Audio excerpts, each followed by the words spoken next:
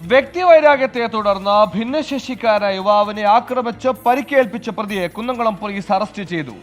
കിയൂർ സ്വദേശി അസീസിനെയാണ് Kunnamkulam station house officer UK ഷാജഹാന്റെ നേതൃത്വത്തിലുള്ള പോലീസ് സംഘം അറസ്റ്റ് ചെയ്തത്.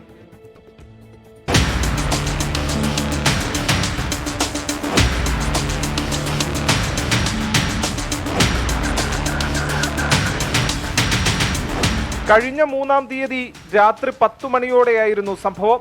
ഭിന്നശേഷിക്കാരനായ യുവാവ് മോട്ടോർ സൈക്കിളിൽ വീട്ടിലേക്ക് പോകുന്നതിനിടെ പ്രതി സ്കൂട്ടറിൽ പിന്തുടർന്നെത്തി മർദ്ദിക്കുകയായിരുന്നു. കീഴൂർ ഏറാത്ത് അമ്പലത്തിന് മുന്നിൽ വച്ച് മോട്ടോർ സൈക്കിളിൽ നിന്ന് തള്ളി വീഴ്ത്തുകയും റോഡിലേക്ക് വീണ ഭിന്നശേഷിക്കാരനെ ഇരുമ്പു കമ്പി കൊണ്ട് തലയിലടിക്കാൻ ശ്രമിക്കുകയുമായിരുന്നുവെന്നാണ് പരാതി.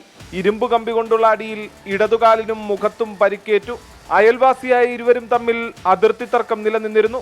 ഇതുമായി ബന്ധപ്പെട്ട് കോടതിയിൽ കേസ് നിലനിൽക്കെയാണ് യുവാവിനെ പ്രതി ആക്രമിച്ച് പരിക്കേൽപ്പിച്ചത്.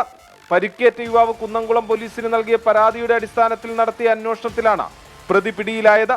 വൈദ്യപരിശോധനയ്ക്ക് ശേഷം പ്രതിയെ കോടതിയിൽ ഹാജരാക്കി. 24 തൃശൂർ.